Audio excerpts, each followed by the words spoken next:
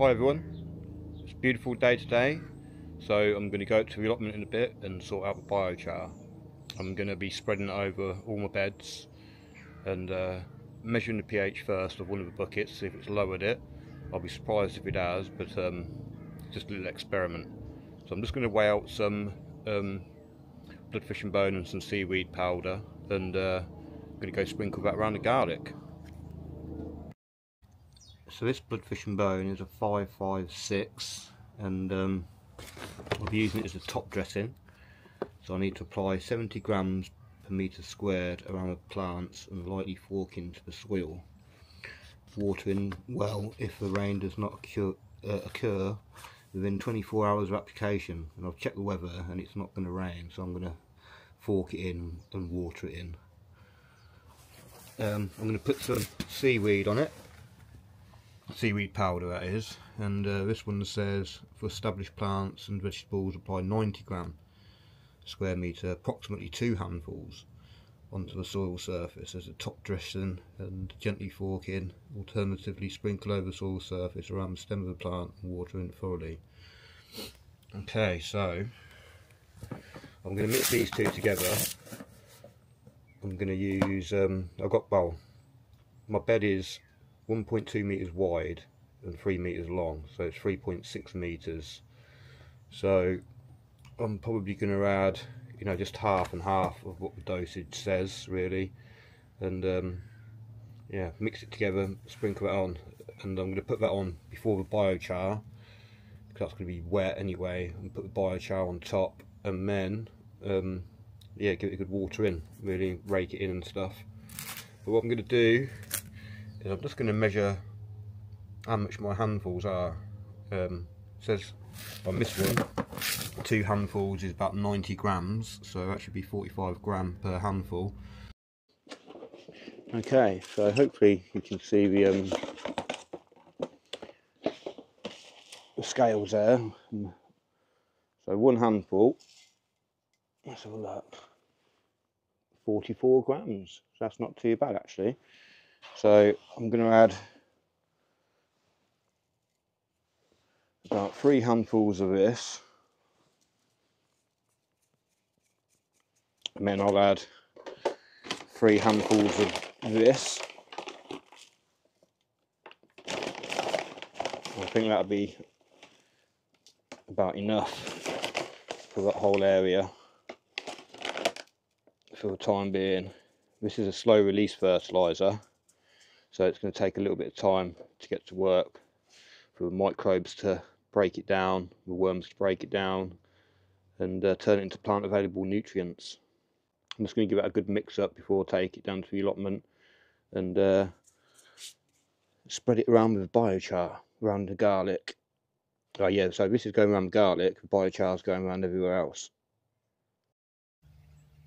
So garlic needs quite a high nitrogen this time of year to put on some nice top growth, and the bloodfish and bone is 556 and seaweed is 3.6, 4.8, 1.4, which totals 8.6 for nitrogen, 9.8 for phosphorus and 7.4 for potassium. So that should be sufficient this time of year. But the next time when I fertilise it, I won't be giving it any more nitrogen, or if I do, very little. It'll probably be mainly wood ash what I fertilise it with next time, and anything I can find with a high phosphorus in as well. Okay, so I've got the seaweed and bloodfish and bone mix here, give it a real good mix around together, and it does say be careful not to get it on the foliage, so I'm going to try not to do that. It's probably going to burn the foliage if I do, but yeah, so I'm just going to try and go in between the lines a bit, really, just give it a little light dosing over it first so I don't get caught up on the fence too much. I could probably take this fence down now, really. It was just at the start, really, just to stop the birds from pulling out the garlic cloves and stuff. So be careful. I've got to rake this in afterwards as well, so I've got to be careful with these new little tips that are coming up just down here. of the unknown variety of garlic. And yeah, it's an absolutely beautiful day today. I was going to do this at the weekend, but it's such a nice afternoon, I thought I'd get down to it now. How's it going, John? You alright? Yeah, just going to sprinkle the rest of this on. Get the Bio Char ready.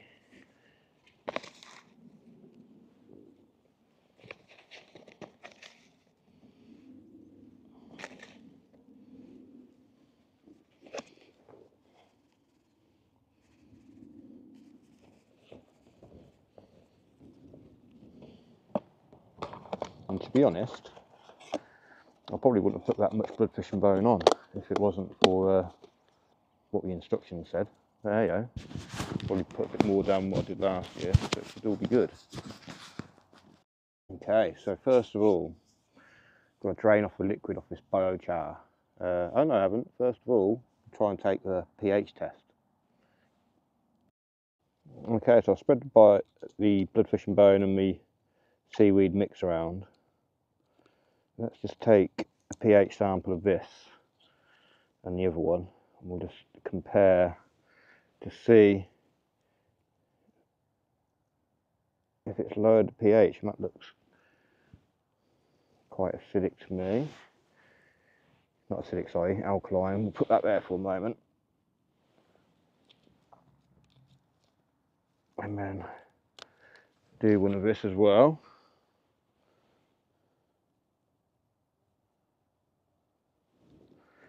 Wow. So the one in the Bio Char, I haven't attempted to try and lower the pH. I would say probably about 8, maybe. What do you reckon? So that's for this one. And the other one here, which I've tried to lower, looks a little bit darker, I reckon. What do you reckon? About 8 or 9, it's not far off each other anyway. Perhaps let them just dry off there in front of the containers. I'll put these away. Right, okay, so let's try and start to drain off one of these. Right, so I've got myself a new trug and a metal sieve. Doesn't have to be metal, it'll be plastic if you like. And I'm just going to get these biochars and tip them out. So with this one, I wasn't expecting it to lower the pH really, because it needs biology to consume it and turn it into sulfuric acid. And although I did put biology in there, it's been quite cold, and yeah, it probably needs to be a bit warmer. But it's got the sulfur in there anyway, and that'll help to lower the pH. Maybe just a tiny little bit once the biology starts to get to work on it. Okay, so we'll do this one first.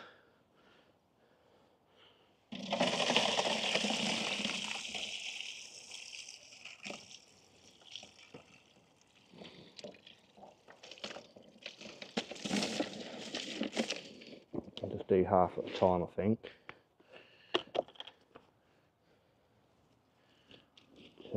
Yeah, quite a lot of the smaller bits are obviously going to be going through the sieve, but I don't mind if that ends up in the leaf mould. Might even help the leaf mould decompose down a bit.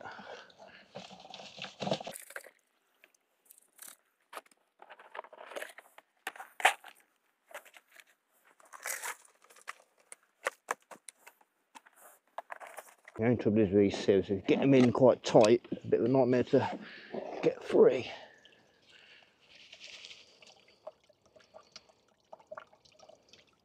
I don't mind if some moisture stays in there, because I've got to wet down the bloodfish and bone and the seaweed.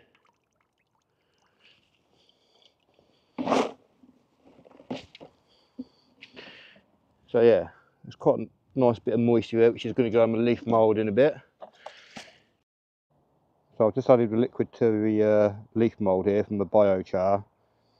You can see some of the bits got through, but that's all okay. That'll all get broken up in with the leaf mould and used for potting soil next year. So I'll top this one up as well, and it's got holes in, so it will run down into the bottom ones below. So we'll get spreading some Bio Char.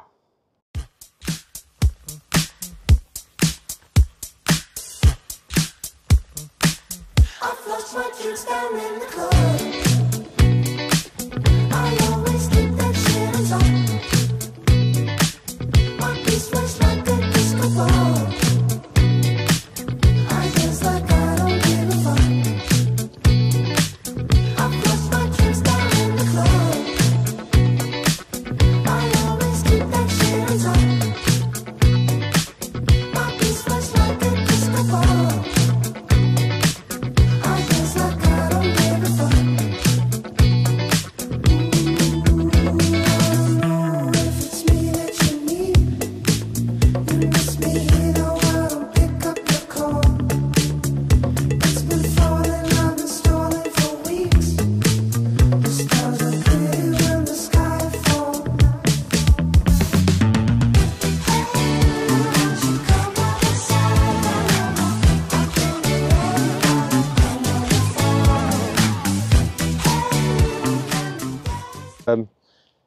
So my potatoes are going to go in this bed, so I've actually decided to put the sulphur with the biochar onto this one because I want the pH as low as possible to be where I'm growing potatoes. So I'm just going to grab this and just sprinkle it all over really. I'll probably give it a good rake in after.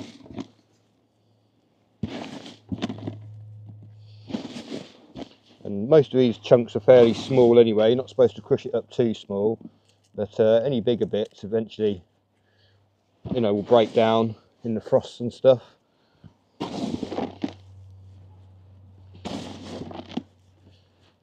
So I want to give a real good layer really.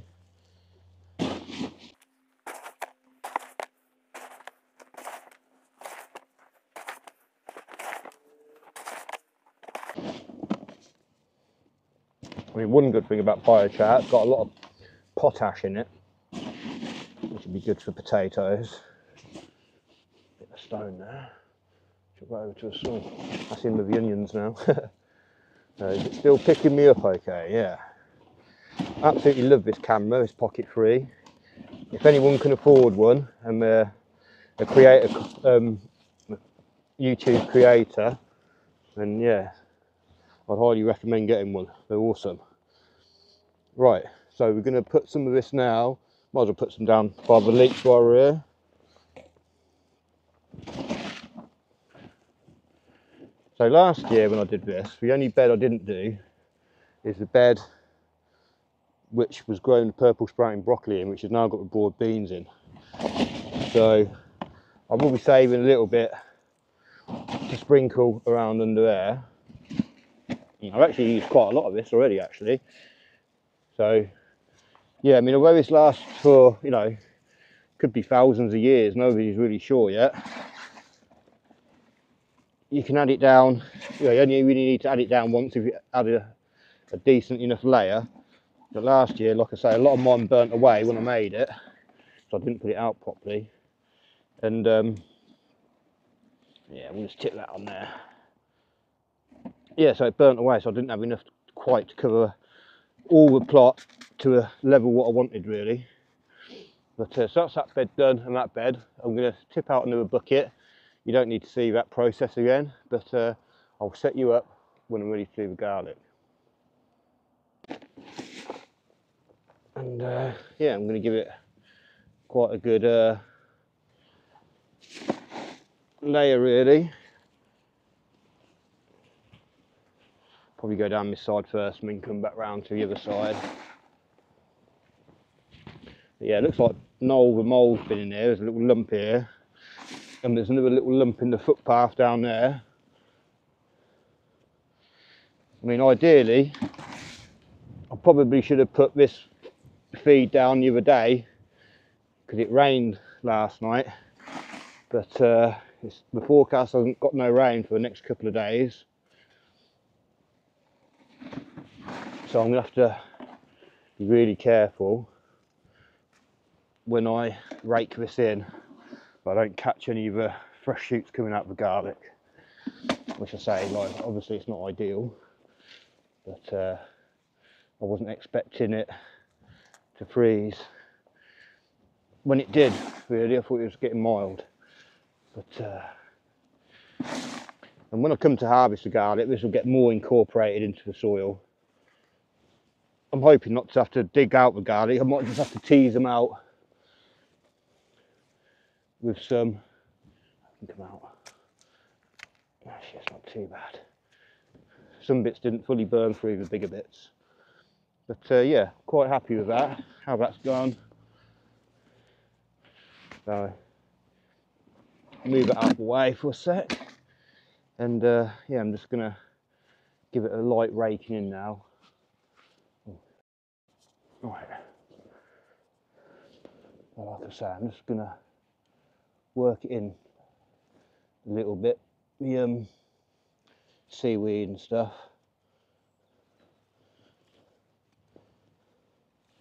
Probably, I've given the rows 8 inches apart, so it's just wide enough for me to get this little claw through.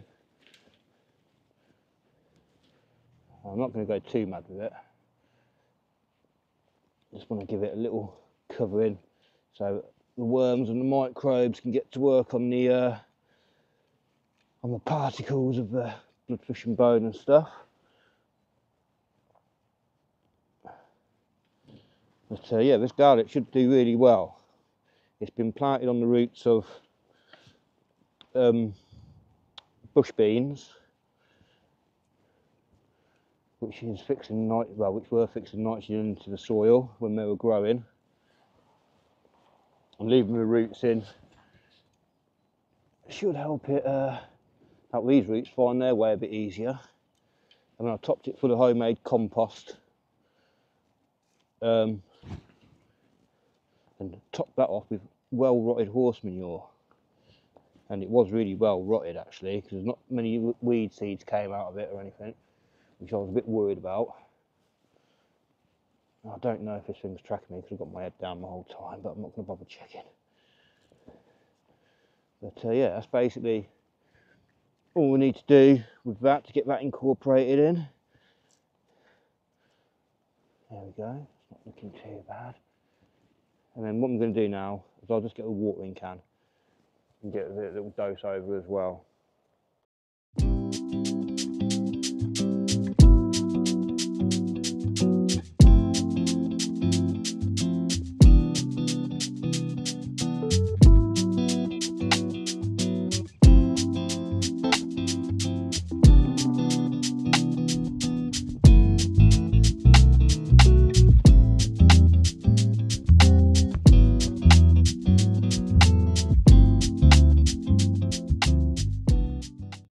So yeah, that slow release fertiliser should get to work in the next month or two, and I'll perhaps give it another little dose around about March time, and that'll probably be about it. But yeah, thank you very much for watching, and please check out the video of me making Bio Char and how I charged it up before I used it, because you shouldn't use it without charging it up, it will suck all the nutrients out like a sponge. But this has been soaking various stuff, more diverse the better, and yeah, I'm hoping this garlic should do really well. Thank you very much for watching. Please thumbs up and consider subscribing. Goodbye.